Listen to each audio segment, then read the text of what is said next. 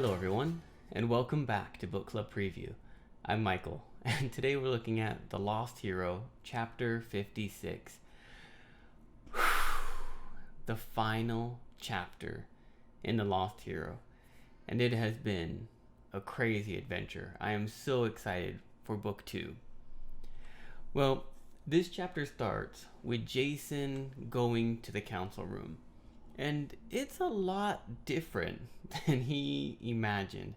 Again, you can kind of think about Jason's Roman memories coming back. And this idea of like a war council or a leader's council. It's pretty serious. But here at Camp Half-Blood, they're just sitting around a ping pong table. They're eating snacks and drinking soda.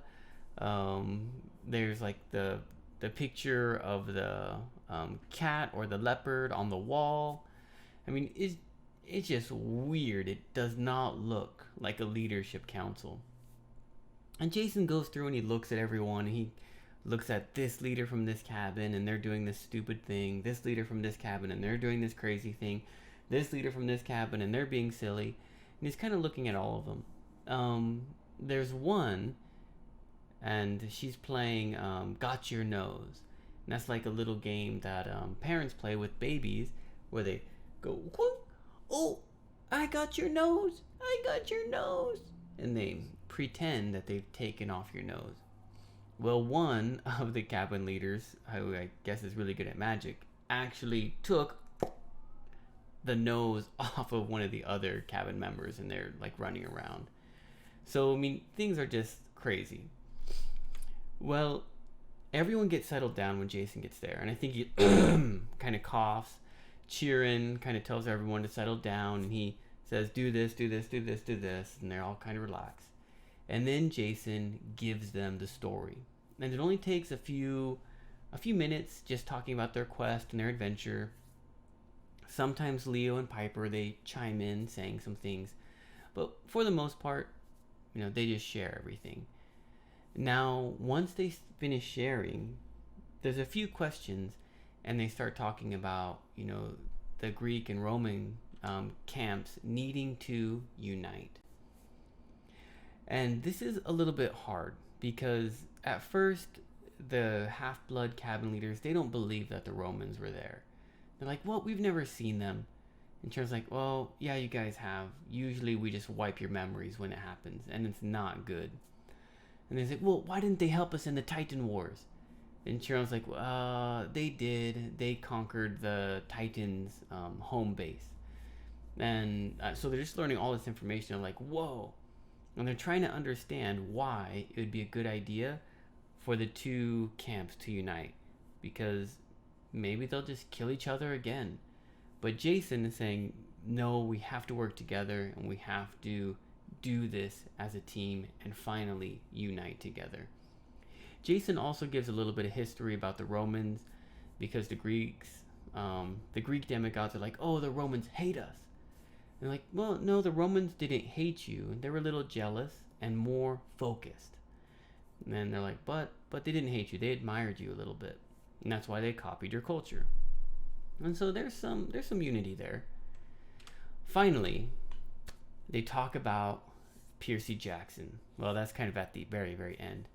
But when Jason is talking about this, Annabeth says, okay, I got things to do. But when you're ready to go, let me know. Because I'm coming with you. And Jason was like, whew, good. Because we need you. And Leo's like, what are you guys talking about? Why do you need Annabeth? He's like, well, there was an exchange of leaders. I was the leader of the Roman camp. I lost my memories and came to Camp Half-Blood.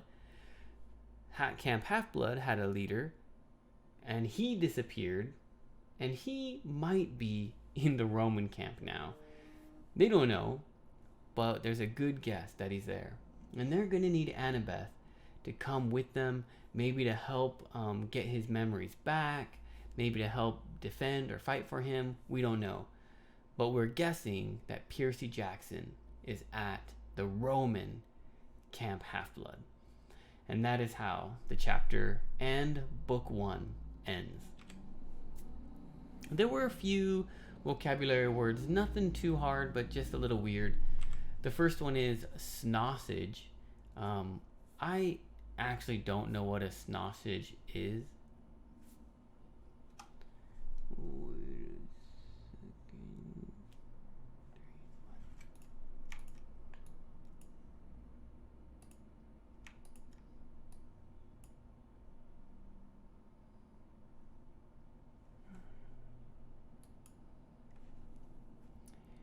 The first word is snossage.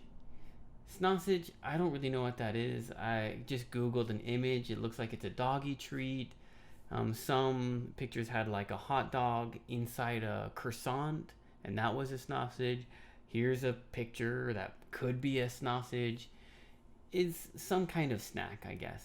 And during the meeting, people are taking this food and they're throwing it to the leopard on the wall.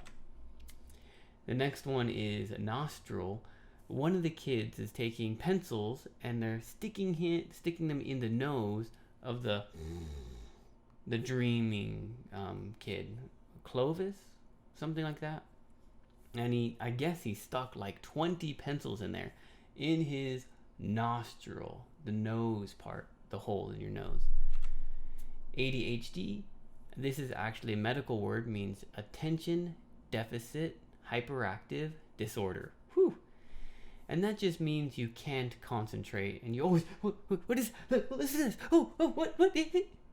Like that kind of personality. There's something in your body, maybe chemically, and you can't focus. And a lot of the demigods, all the kids, have ADHD because they're ready to go on adventures and quests and do crazy things. So it's hard for them to focus. It's like, okay, everybody, let's open your book to chapter 10. They can't pay attention. They're ready to go. But this is actually something that doctors can say, oh, you have ADHD. You can't concentrate very well because you're too excited. Here's some medicine that will make you a little more relaxed. Barbarians. These are wild kind of people that we'd say like don't have good manners, don't have good technology, live like wild animals. We kind of call those barbarians. And the Greeks thought the Romans were barbarians. They just liked war and killing, and they didn't care about philosophy and culture and things like that. But for the Romans, they actually fought some barbarians similar to this. The Germans, maybe some Russians. I don't know that history that well, but there were peoples that were really good at fighting and were really crazy in battle, and we call those barbarians. Putting the pieces together. If you think about a puzzle, okay, and you put the pieces inside the puzzle to make it clear, Jason and the other cabin leaders, they're starting to understand. They're starting to put the pieces together to understand the prophecy, to understand the quest, to understand what happened with Piercy and Jason, and they're putting the pieces together, understanding. Well, discussion question is, what do you think life is like at the Roman demigod camp? All right, we don't have any idea yet. We have a little bit of information if we think about Roman culture, but this is where Piercy Jackson started. For Jason, it was pretty easy because the Greeks were pretty kind and they welcomed him in pretty easily. But is it the same in the Roman camp? How has that been? What is that like? What do you think? We don't know. We're going to find out soon. But I'd like to hear your ideas. And of course, please make your own discussion question. This is the last chapter, and this is the last chapter of the whole book. So you can really make any question dealing with the entire book if you want. Because we're going to spend some time just talking about the whole story. So if there's anything that you want to discuss, Now is the time to write it in the comments. Well, that's all the time that we have for today. Thank you so much for joining me for this episode of Book Club Preview. I'll see you guys soon. Bye bye. Hey, if you have any questions about the video today, please feel free to leave a comment in the comment section. If you had any other vocabulary words that you wanted to know what they meant, let me know. And also, if you're interested in maybe joining one of these book clubs, please leave a comment and I'll get back to you. Thank you so much for watching. Bye bye.